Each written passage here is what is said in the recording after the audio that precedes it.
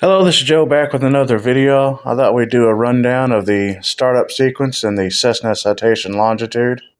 Start by making sure the parking brake is set and reset all the generators for the engines and the APU.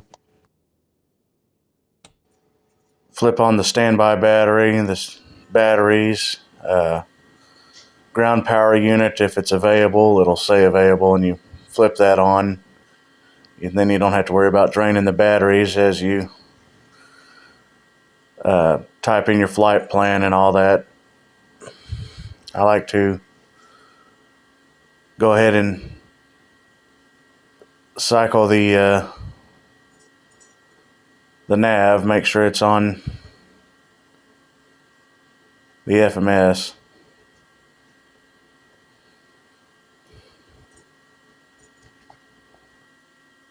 I'll go ahead and set in a minimum decision altitude, even though we'll probably be landing visually on the runway. Here I'm just looking at all the options to set up the PFD, the primary flight display.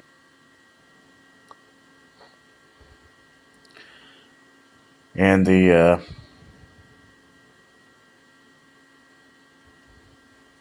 MFD, multi-function display.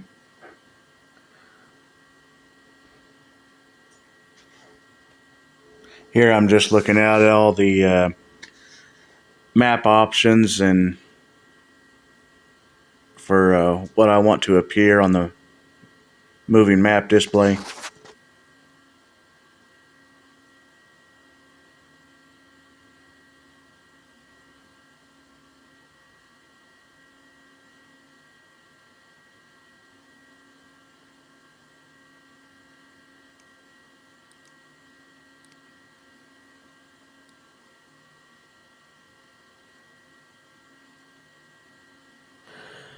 And here I'm just setting up the weather radar the way I like it, turning it on.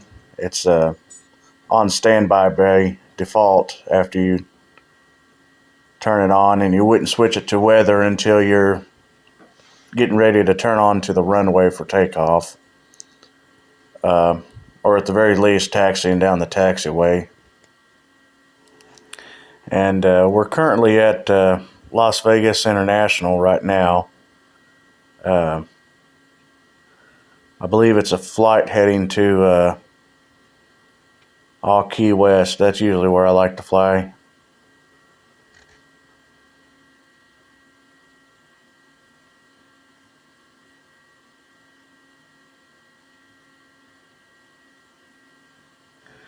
And I'm about to type in the flight plan that I want to use.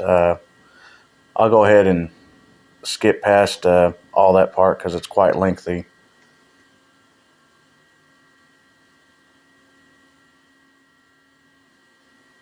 Okay, and we're back. Got the flight plan typed in. We'll go ahead and start flipping on lights, setting the inside and exterior lights out.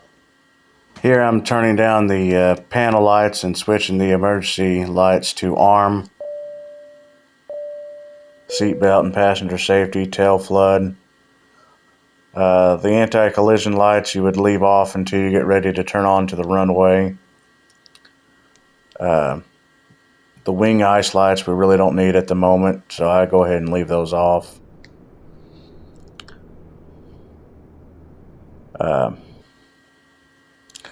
The nav lights and beacon. The nav lights come on this jet pretty much automatically when you turn on the power. The beacon is automatic as well. As soon as you crank the engines, the beacon comes on automatically.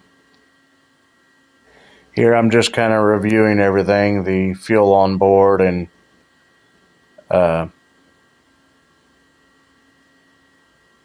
all the lights and instrumentations, making sure everything's correct, setting the altimeter. And here I'm just confirming and flipping on the V speeds that were calculated in the FMS. for the runway we're taking off of.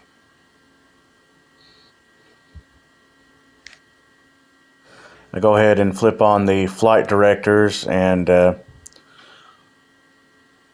go ahead and set the altitude for the autopilot to about 10,000, just kind of guessing what ATC will give us our initial altitude. It's usually around 10,000, and I adjust it from there once I get the instructions.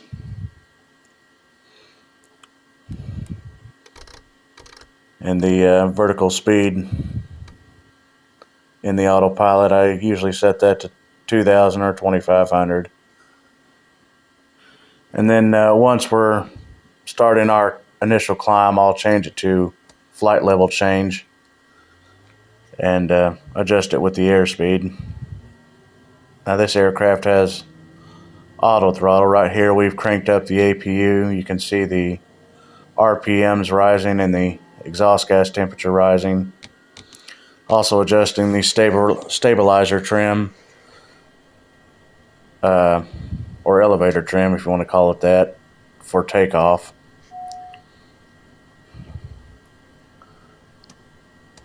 Flip on the generator for the APU, turn off the external power. Now we're just running on the APU power, auxiliary power unit. And just kind of looking over everything, and here in a moment we'll crank up the right engine first, let it stabilize, and then crank up the left engine. Turn on the fuel and press the starter button, and it pretty much does everything automatically. All you have to do is just monitor the gauges. If something happens, you turn the fuel back off, the fuel switch, and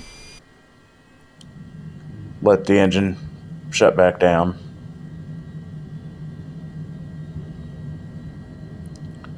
Just monitor it, and of course it's a simulator and nothing's set to any failure, so everything should start just fine. And then when it's up and running and idling, flip on the generator for that engine, close the cover switch, and then do the same for the left engine.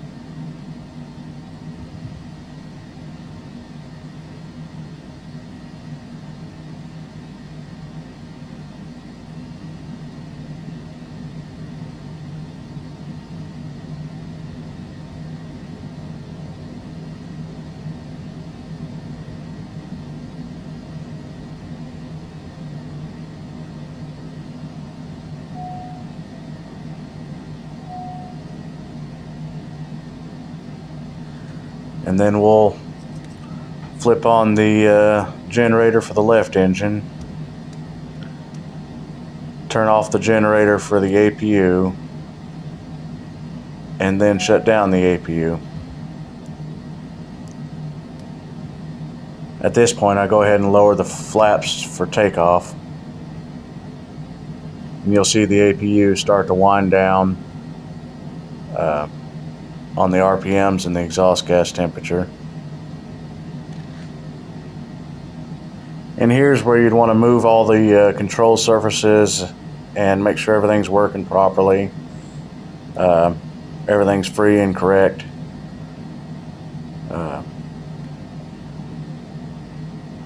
And here's where I'd contact clearance, and we'd get an initial altitude to climb to, get a squawk code, and a radio frequency for departure.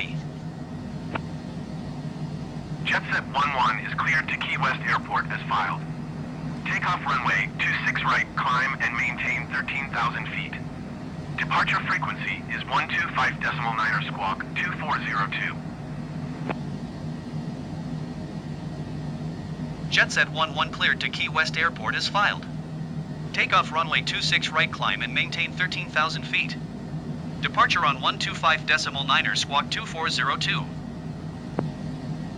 Jetset 11 readback correct. Contact ground on 124.4. Good day. I went ahead and adjusted the altitude to what I was assigned to. I believe it was 13,000. And the squawk code, you're able to enter that manually, but I just let the simulator do that automatically. And here we'll contact ground and get clearance for taxi. Ground Jetset 11 with mic ready to taxi IFR. Jetset 11 taxi to and hold short of runway 26 right via Taxiway Hotel Bravo Foxtrot Whiskey cross runway 1 left Whiskey cross runway 1 right Whiskey Golf Charlie Bravo. Contact tower on 118.75 when ready.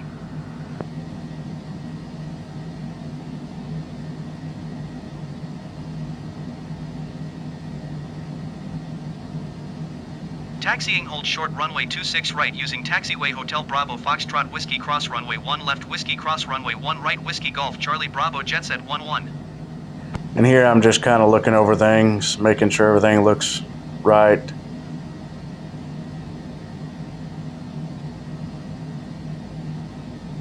And we'll look left and right and release the park and brake, and then rev up the engines enough till we get moving, and then turn to the right. Now normally in real life these guys would have moved out of the way with the power cart and the little tug there. They would have moved, but we'll just pretend like they're not there and release the park and brake, push up the engines a little bit till we get going. Make sure you flip on the taxi light.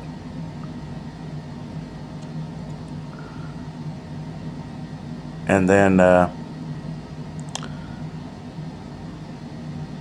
turn to the right. Typically, taxiing any airplane, you want to be below 10 knots ground speed when you're trying to taxi in a turn, especially if it's a big, heavy airplane, maybe more like 5 knots. When you're in a straightaway, you really don't want to taxi any faster than 25 knots. 30 would be the max.